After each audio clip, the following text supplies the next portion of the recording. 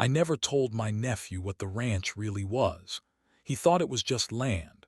340 acres of grass and gravel road in the foothills west of Cochrane, a place his aunt and I had bought back when the cattle were what mattered and the title had been my brother's before it was ours.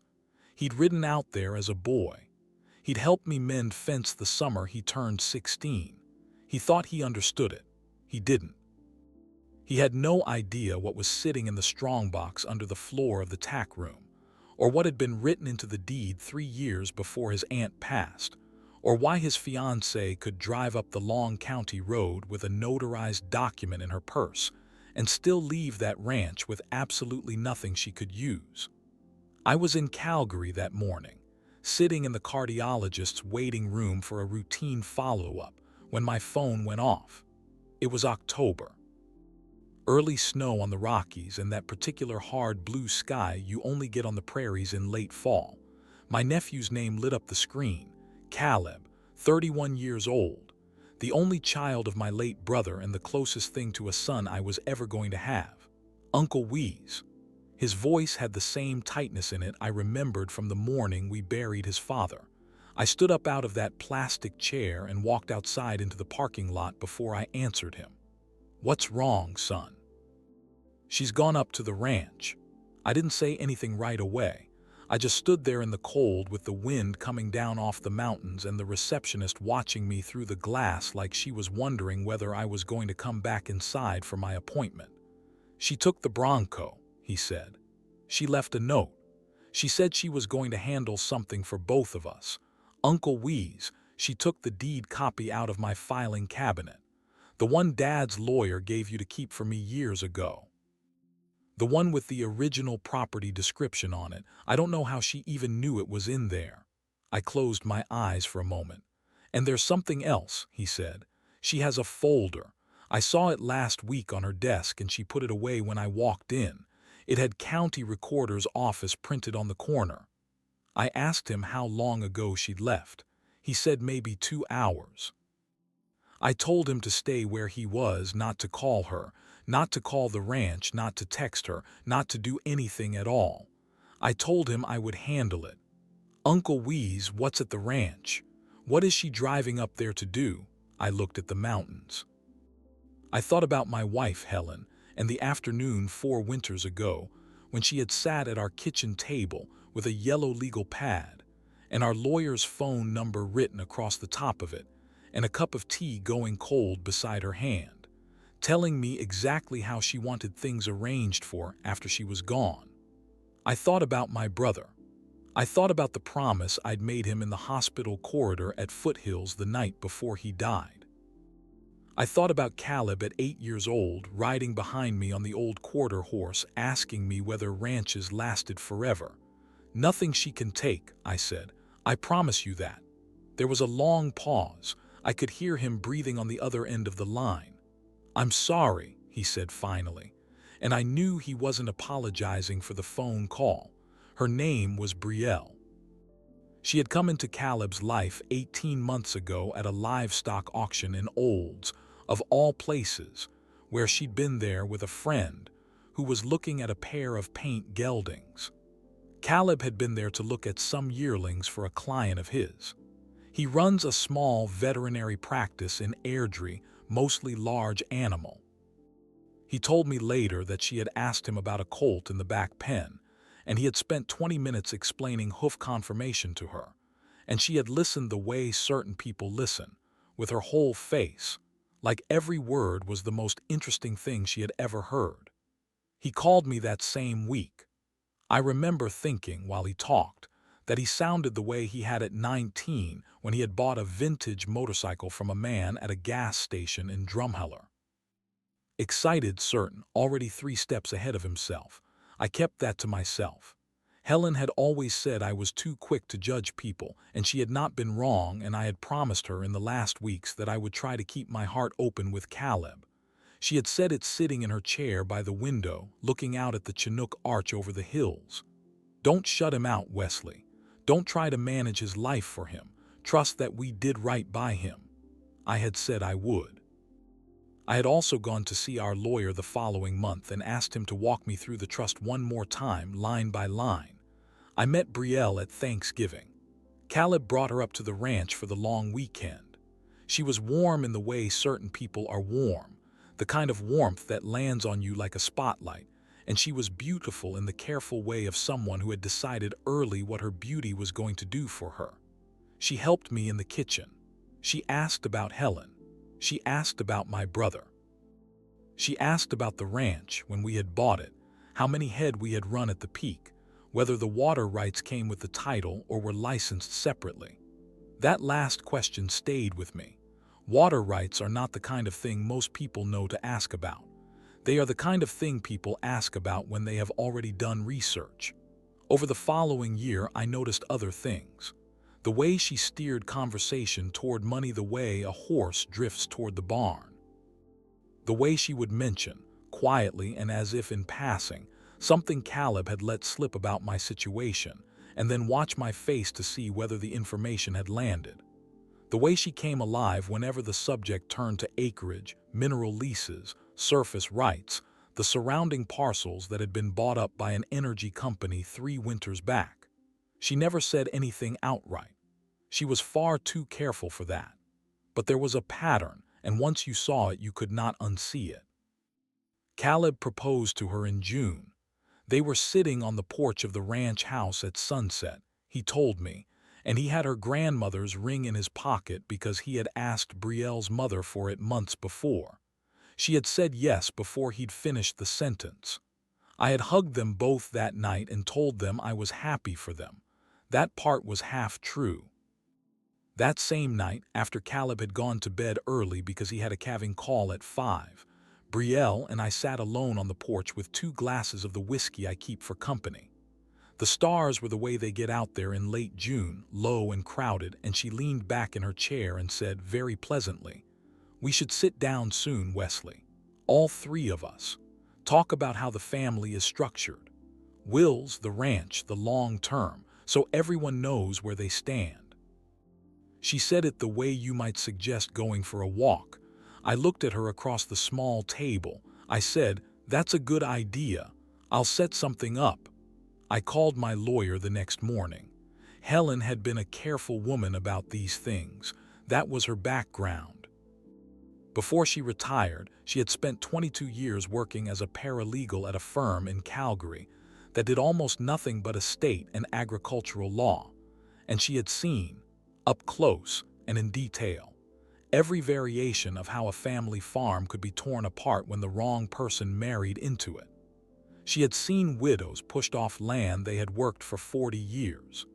She had seen children turned against each other by a second wife who knew exactly which clause to challenge.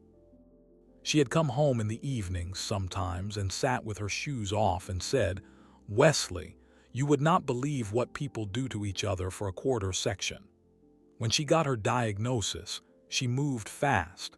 Inside of 6 weeks, she had it all restructured. The ranch went into a family trust. The mineral interests went into a separate holding entity. The investment accounts, the equipment, the deeded grazing leases on the adjacent crown land, all of it pulled inside a structure that would pass to Caleb directly on my death, outside of any matrimonial property claim, outside of any spousal entitlement under Alberta law, outside of anything that a future partner could reach through any door a court might open. She had been specific about that last part. I remember her sitting at our lawyer's desk, hands folded in her lap, saying it without any heat at all. "If Caleb ends up with someone who came for the land, Wesley, I want her walking out the same way she walked in, with what she brought, nothing more." She had not been thinking of anyone in particular. She had simply known how the world worked. After Brielle's porch conversation in June, I went back to the lawyer and added one thing of my own. A provision that any distribution from the trust required written confirmation from counsel that no pending claim, action, or notice of interest had been registered against the property by any party. Standard protective language, the lawyer said. Defensible. Quiet. I also drove out to the ranch the following week and had a long conversation with Travis, the man who had been managing the place for me ever since Helen got sick. Travis was 61, had grown up on a section south of Bragg Creek, and knew every coyote trail and side road for 30 kilometers in any direction. I told him there might come a day when somebody came up that road who did not have any business being there. I told him what I would like him to do if that day came. He nodded once. He did not ask any questions. Some men don't need to. Then I went home to Calgary and I waited. Caleb had begun to see it too, I think, even before October. You can see it now in hindsight. The way he had grown quieter through the summer. The way our phone calls had started to include longer pauses where there used to be easy talk. The way he had stopped mentioning the wedding date the way he had been mentioning it in the spring, when he had been full of plans about doing it at the ranch and bringing his mother's old friends out from Saskatchewan for the weekend. He was doing what people do when they suspect something they are not ready to name, watching, hopping to be wrong, waiting for the next thing that would either reassure him or push him over the edge into knowing. He told me in late August that Brielle had given notice at her job. She had been working at a real estate brokerage in Airdrie, doing administrative work and studying for her licensing exam on the side. She had not been let go. She had quit. Walked in on a Tuesday morning and told them she was done. Caleb had come home that evening to find her on the couch with a glass of wine and a satisfied look, and when he asked her what had happened, she had said, "I just decided life is too short to spend it answering somebody else's phone. Once we're married, things will be different anyway. Once we're married, things will be different anyway." Caleb had not pushed back in the moment. He told me he had not known what to say. By the time he called me about it, 3 weeks had gone by and she had shown no sign of looking for anything else. He also told me she had been making trips up to the foothills on her own. The first time, she had said she was meeting a friend in Canmore. The second time, she had said she wanted to drive out to look at venues for the wedding. The third time, she had simply said she'd needed a day to herself. Caleb had not thought much about any of them individually. It was only when he had gone into her car that weekend to grab a charger and had found a printed receipt from the land titles office in Calgary, dated the previous Wednesday, that he had felt something in him go cold. She had pulled the title certificate on our ranch. He told me about it on a Sunday evening at the end of September. He had driven up to Calgary to have dinner with me at the house, and he had waited until after we had eaten and were sitting in the den with coffee before he had brought it out. He had set the folded receipt on the coffee table between us the way you set down evidence. Why would she pull the title Uncle Weeze? I had looked at the receipt for a long moment, then I had looked at him. "What do you think, son?" He had not answered right away. He had stared at the wall above the fireplace where the old photograph of his father and me on horseback used to hang, before Helen had moved it into the hallway years ago. "I'm scared of the answer," he had finally said. I had told him to take his time. I had said there was no rush. I had said that the most important thing was that he be sure of what he was seeing before he said anything to her he could not take back. What I had meant was, I have already done the things that needed doing. You only need to figure out your own heart now. What I had not said was, she has not yet made her move. When she does, I will know. She got to the ranch at 10:30 on a Saturday morning. According to Travis, she pulled up the long county road in Caleb's old red Bronco, parked it square in front of the ranch house like she belonged there, and let herself in with the spare key from the hook inside the mud porch. Helen had labeled that key years ago with a strip of masking tape and the word house written across it in her looping blue handwriting. Brielle would have known where to find it because Caleb had shown it to her in July, when he had driven her up to walk the perimeter fence. Travis had been in the equipment barn replacing a hydraulic line on the tractor when he had seen the dust come up the road. He had watched her go in. Then he had walked across the yard to his truck and called me from there, because his phone signal was better in the cab than inside the barn. I was already on the road by then. I had been on it since the second Caleb hung up. I had cleared my cardiologist appointment with a wave at the receptionist and walked straight out to my truck and was northbound on the highway out of Calgary by 10 to 9, doing 15 over the limit and not particularly caring.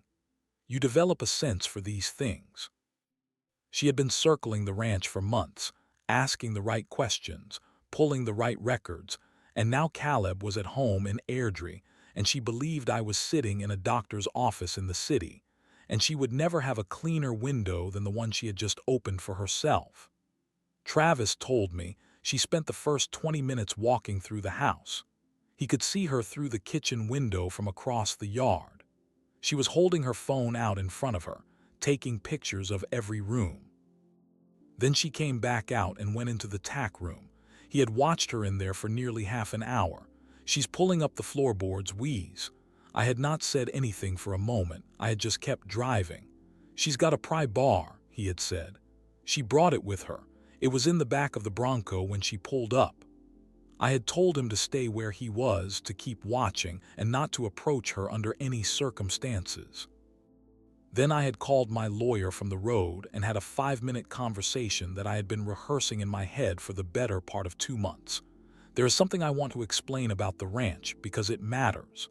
After Helen died, I had sorted through everything. The accounts, the trust documents, the deeds, the equipment titles, the insurance. It had taken the better part of a year.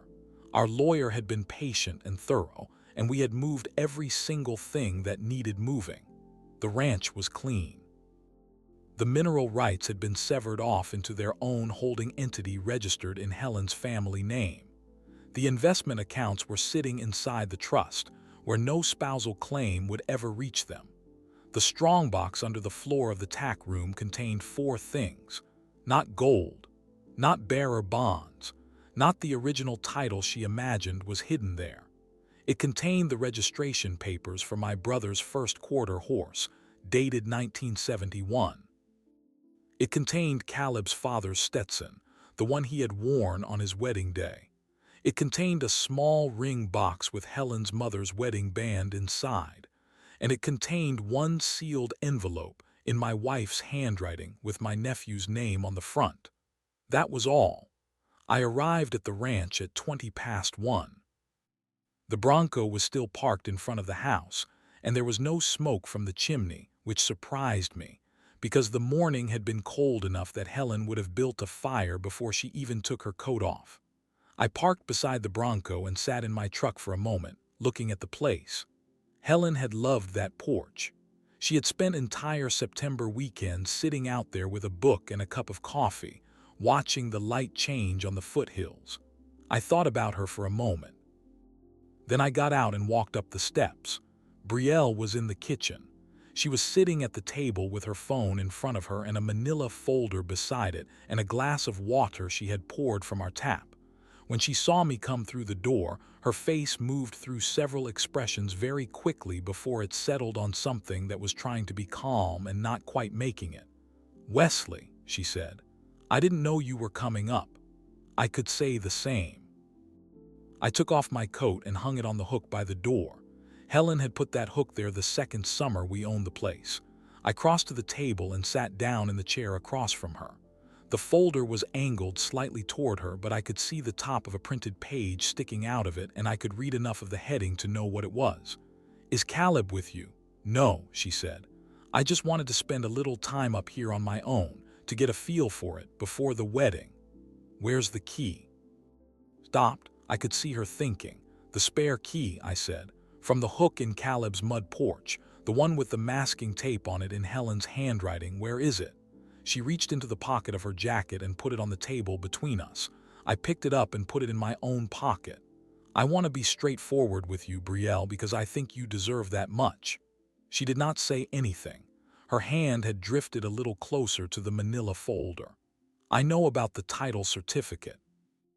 I know you pulled it from land titles in Calgary 2 weeks ago. I know you have been making trips up here on your own.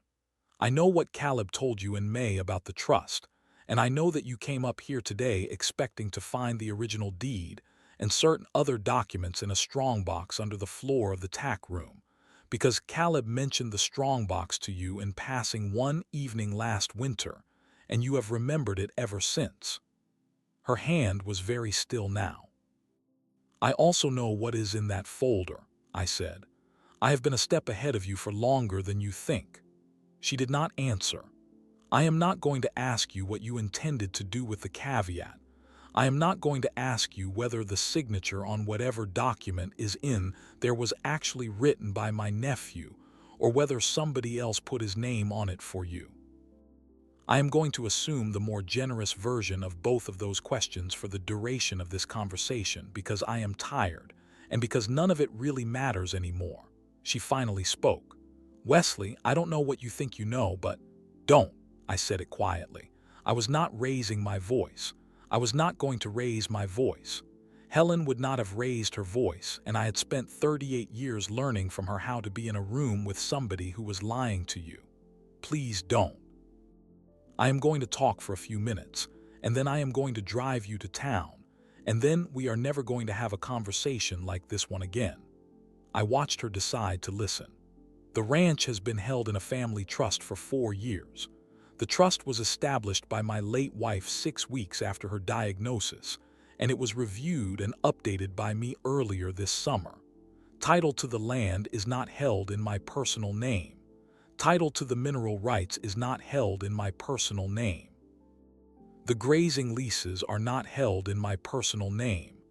The investment accounts that you and Caleb have discussed once or twice in my hearing are not held in my personal name. I do not, as a matter of law, personally own the assets you came here to lay claim to." She did not move. "When I die, the trust passes its assets directly to Caleb, outside of any matrimonial property regime, outside of the Family Property Act, outside of any spousal entitlement that could ever arise from a marriage to him. The trust instrument was drafted by an estate lawyer with 31 years of experience in agricultural land succession. It was reviewed by a second lawyer in Edmonton when I updated it in June. It is not a homemade document. It is not a do-it-yourself trust. It has been pressure tested against exactly the kind of situation that is sitting at this table right now." I paused. "The caveat in that folder, even if you had managed to register it this afternoon, would have been removed within 10 days of filing. Whatever transfer document you brought up here, whatever signature you believe it carries, whatever interest you believe it grants you in this land, none of it would survive a single morning in front of a master at Calgary Court of King's Bench. I had a 5-minute conversation with my lawyer from the road this morning.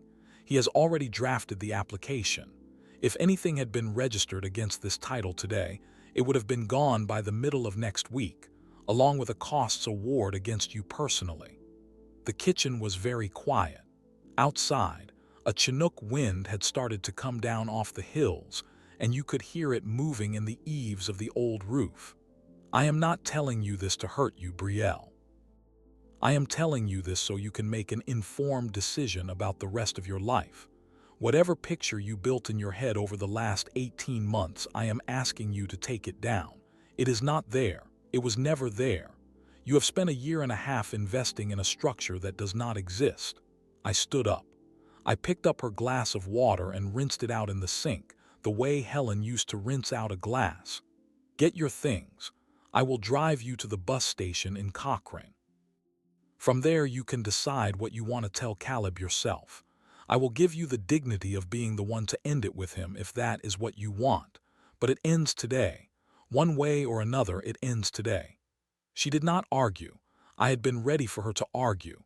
I had been ready for tears and for indignation and for some long, careful speech about how I had misjudged her. None of that came. She sat at the table for almost a full minute without saying anything, and then she stood up and picked up the manila folder and held it for a moment against her chest, and then she set it back down on the table in front of me. "Keep it," she said. "I don't want it." She went out to the Bronco and got her overnight bag, which she had apparently brought with her, and she carried it back into the kitchen and set it by the door. She did not look at me again. I drove her to the bus station in Cochrane in my own truck, and we did not speak the entire way. When I pulled up to the curb, she got out, and she paused with her hand on the door, and she said without turning around, "He's a good man, Wesley. He really is." "I know that," I said. Then she closed the door and walked into the station, and I did not see her again. She left Caleb's apartment in Airdrie 4 days later on a Wednesday afternoon, while he was out on a colic call at a stable south of town. She took her clothes and her car and her grandmother's ring, which Caleb had given her in June, and she left a note on the kitchen counter that said only that she needed time to think and that she was sorry. She did not take anything that was not hers. She did not make a scene. She did not, as far as I know, ever try to contact him again. Whatever her reasons had been for coming into my nephew's life, her reasons for leaving it were at least clean. I will give her that much. Caleb called me that night. He was quiet for a long time before he managed to say anything. I let him sit in the quiet. I had been sitting in worse quiet myself. "Uncle Wheeze," he finally said, "did you know this was going to happen?" "I didn't know," I said. "I thought it might." There was another pause. "Why didn't you tell me what you were seeing?" I had been turning that question over for months. I had the answer ready, even though I had never said it out loud.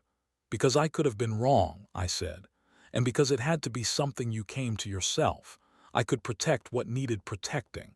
I could not make you see something before you were ready to see it. That part had to be yours, Caleb. It had to be." He was quiet again. "She asked me last week if we could change the wedding venue," he finally said. "She wanted to do it at the ranch instead of the church. She said it would mean more to me that way. I told her I'd think about it. Do you know what I thought when she said that, Uncle Wheeze?" "What?"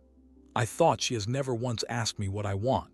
In a year and a half, she has never asked me one single time what I want." I did not say anything. "Come up to the ranch," I said after a while. "This weekend. There's something your aunt left for you. I think it's time." We went up the following Friday. The wind had dropped and the foothills were the color of old brass, and a thin skim of new snow lay along the north sides of the fence posts the whole way out from Calgary. Caleb drove. He had not said much on the way, and I had not pushed him. We pulled in past Travis's bunkhouse at a little after 4, and Travis came out and shook Caleb's hand and looked at him in the careful way that men of a certain age look at younger men they have known since they were boys, and then he went back inside without saying anything. He knew. I had not told him much, but he knew. I built the fire while Caleb walked through the house. I could hear him moving from room to room, stopping in the doorway of his aunt's old sewing room, standing for a while at the window in the front room where Helen had hung her grandmother's lace curtains 30 years ago. I gave him the time. For dinner, I made the beef and barley stew that Helen had always made in late fall, the one with the dark beer in it, and the carrots cut on a slant the way her own mother had taught her. And we ate at the kitchen table where I had sat across from Brielle 6 weeks earlier, and the room felt like itself again. It was a strange thing to notice. A house can be marked by people, and it can also recover from people, and I had not been sure which way this one was going to go. After we had eaten and the dishes were done, and the fire was burning low in the front room, I went out to the tack room and lifted the floorboards in the corner. Helen had marked with 2 small pencil notches 20 years ago, and I brought up the strongbox and carried it back into the kitchen and set it on the table in front of my nephew. He looked at it. Then he looked at me. "Your aunt left this for you," I said. "She told me the week before she went into hospice that I would know when the time had come to give it to you. I think this is it." He opened the box slowly. He took out the old quarter horse registration papers, dated 1971, and he held them for a long moment without speaking because he knew what horse it was and he had heard the stories. He took out his father's Stetson and turned it carefully in his hands. He took out the ring box and opened it and looked at his great-grandmother's wedding band and closed it again very gently. And then he took out the envelope. It had his name on the front. Just his name, in Helen's careful blue cursive. the same handwriting that had labeled every Christmas present he had ever received from her, the same handwriting that had signed every birthday card and every note left for him on the fridge the entire time he had been growing up at our house in the summers. He held it for a long time without opening it. I went and stood at the window and looked out at the dark so he could have the room to himself. I heard the envelope open. I heard him breathing. I do not know exactly what she wrote. He has not told me and I have not asked. But after a long while I turned around and his eyes were wet and he was holding the letter with both hands the way you hold something you are not ready to set down. She knew, he said. She knew a lot of things, I said. She always did. He folded the letter and put it back in the envelope, and he sat with it in his lap. And outside, the coyotes started up on the ridge behind the barn the way they always did at that hour. We did not say anything for a long time. I made a fresh pot of coffee, and we sat at his aunt's kitchen table the way the two of us used to sit there when he was a boy and his father would drop him off for a week in the summer, and Helen would teach him to make biscuits and I would take him out on horseback to check the line. We talked until almost midnight, without any agenda, just the two of us in the house where we had always known how to find each other. That was enough. That was, in the end, everything. People sometimes ask me whether I feel any satisfaction about how things turned out, whether I enjoyed watching it all come apart for her. The honest answer is no. There is nothing enjoyable about any of it. Watching your nephew love somebody the wrong way, knowing where it is going and not being able to shorten his road to seeing it, that is not a satisfying thing to live through. It is just hard.